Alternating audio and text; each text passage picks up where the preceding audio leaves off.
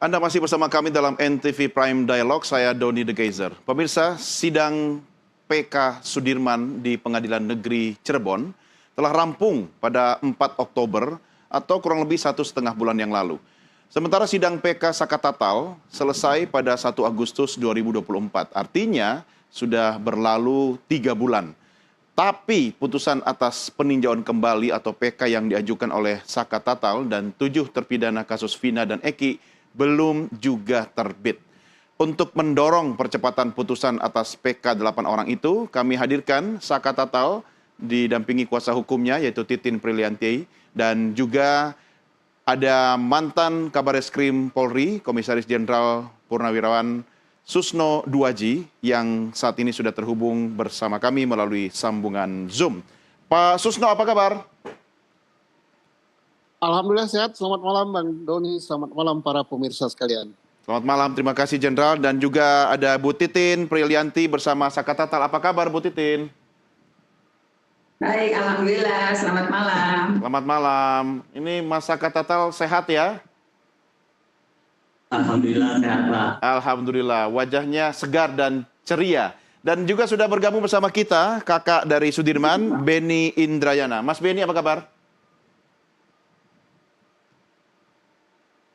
Iya, terima kasih sudah bersama kami. Baik.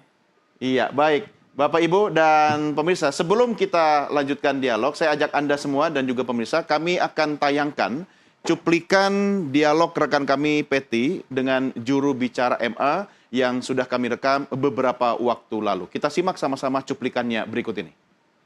Update atau pembaruan informasi soal PK, kasus kematian Vina dan juga Eki sejauh ini di MA sudah sejauh mana Pak Yanto? Berkas PK kasus Vina itu sudah diterima di Mahkamah Agung pada tanggal 4 November kemarin Pak. Sementara yang diterima di kepanitraan tadi yaitu baru atas nama terdakwa Ripaldi, Adityo Wardana alias Sucil bin Asep Kusnadi dengan nomor 198 PK/P 2024 dan pemohon terdakwa 2 Eko Romadani alias Koplak bin Kosim nomor 199 PK/P 2024. Ini baru ini Mbak nanti. Tapi kemudian hakimnya sudah ditunjuk.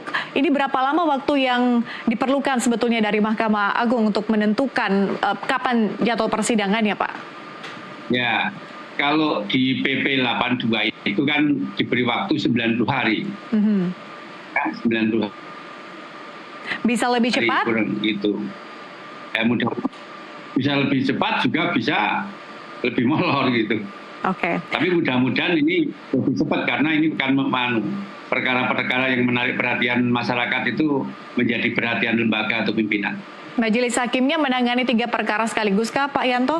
Kalau tidak salah tadi ada dua majelis. Kenapa kemudian berbeda-beda hakimnya dalam menangani berkas perkara? Kira-kira hampir 6 bulan yang lalu itu penunjukan majelis itu sudah pakai mesin Pak.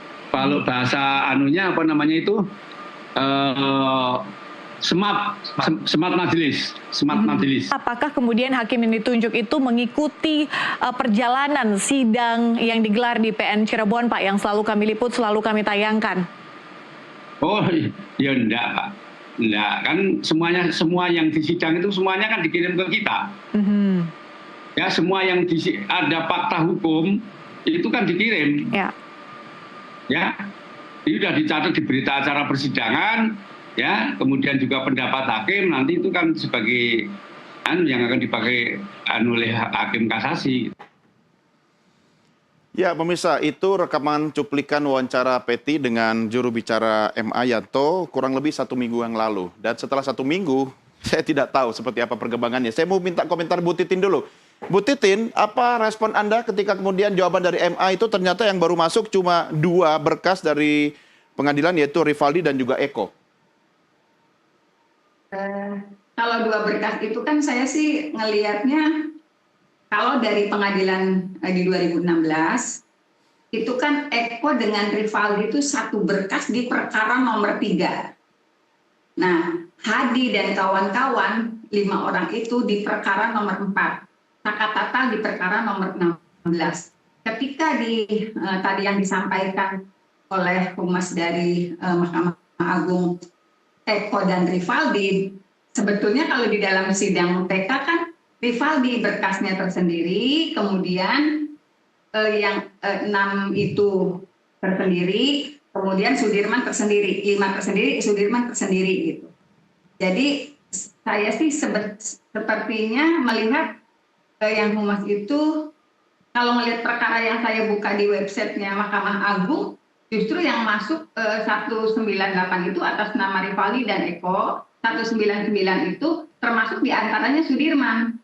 Oke. Gitu. Kalau yang saya baca gitu. Jadi kalau misalnya yang saya baca sih perkara yang masuk di Mahkamah Agung sama dengan perkara pertemanannya sama dengan yang di pengadilan di 2016, 2017. Jadi Eko dengan Rivaldi, kemudian yang Hadi dan kawan-kawan termasuk diantaranya Sudirman, Sakatatal tersendiri.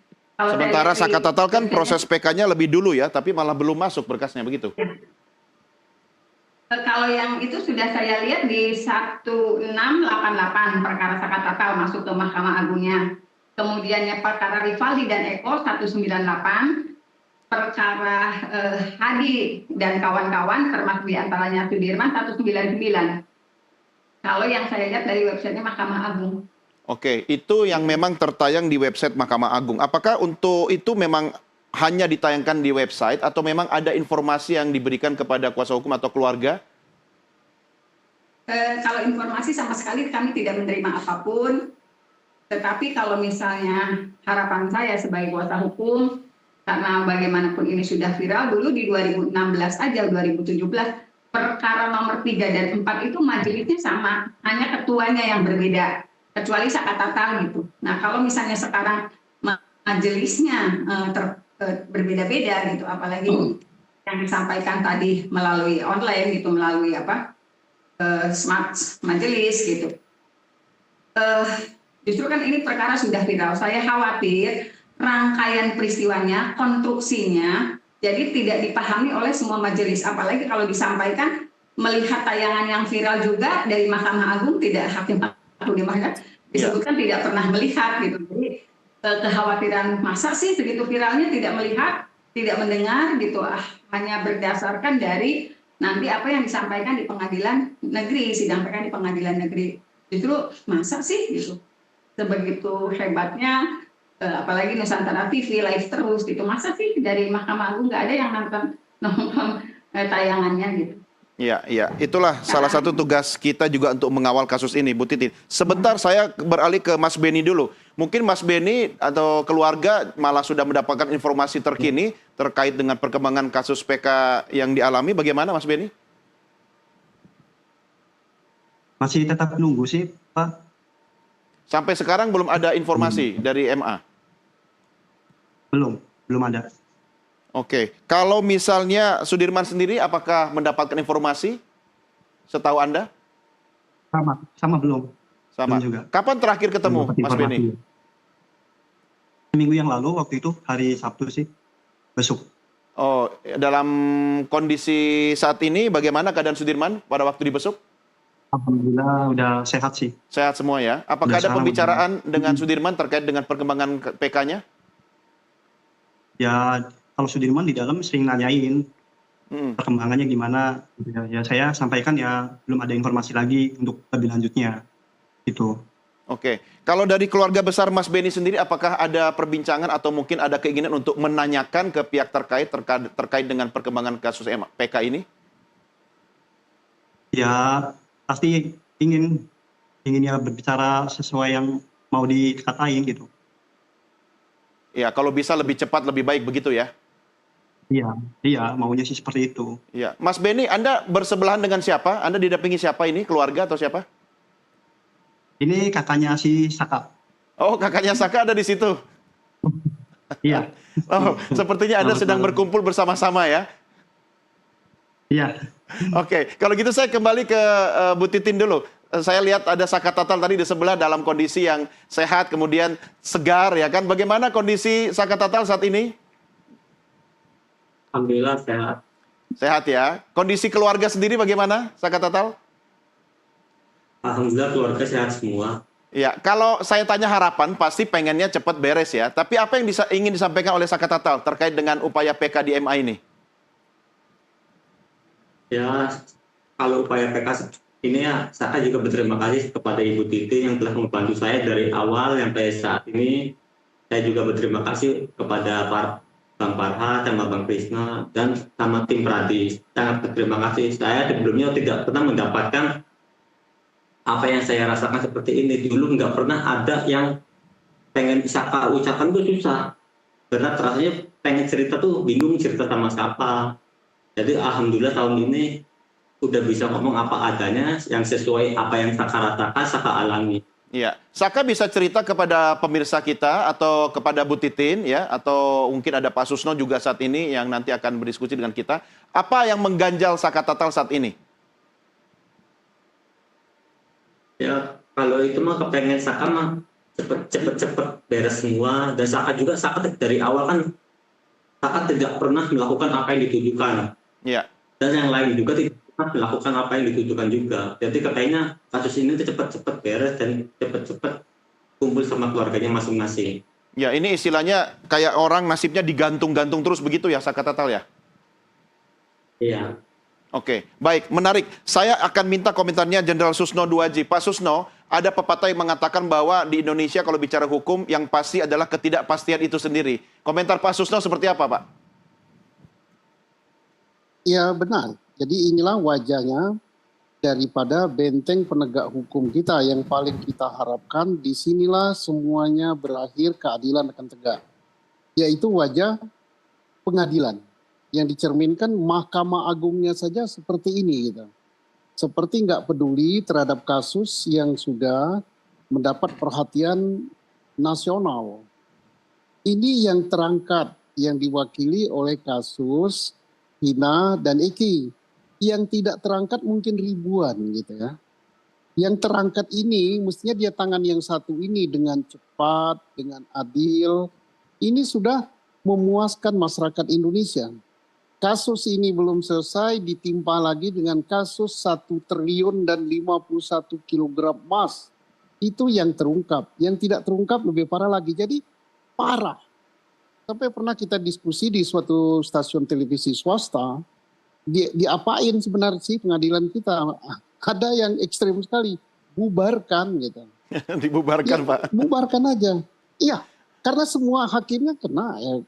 Hampir semua hakim terkena, kemudian termasuk Mahkamah Agungnya, pejabat tingginya lah. Dia menangani perkara yang mendapat perhatian rakyat se-Indonesia saja seperti ini. Iya.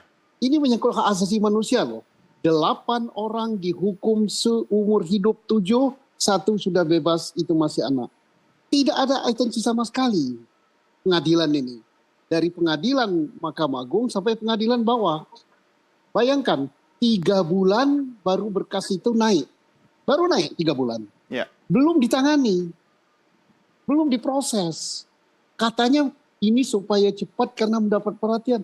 Cepatnya saja berbulan-bulan, hampir 1 tahun. Itu cepatnya loh.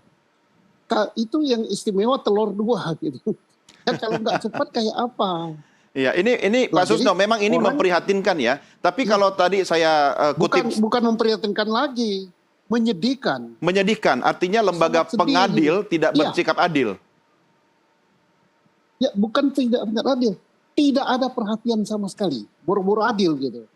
Lamban sekali. Ini Mahkamah Agung yang tertingginya loh. Kita wajar protes loh. Yang menggaji mereka kita loh. Dari pajak rakyat. Saya bayar pajak. Gaji mereka. Kalau cara kerja mereka lamban seperti ini. Ya. Bayangkan. Nggak malu sama penasihat hukum. Yang bekerja tanpa pamrih. Tidak dapat bayaran.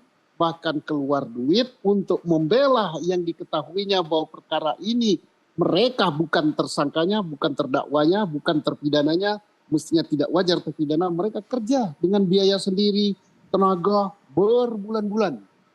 Ya, Pak Susno, istilah... Nah, sedangkan yang... Ya, diksi malu itu tepat sekali Pak Susno. Apalagi Pak Susno juga selalu menyuarakan hal ini, tapi sepertinya tidak ada pergerakan yang signifikan ya Pak ya?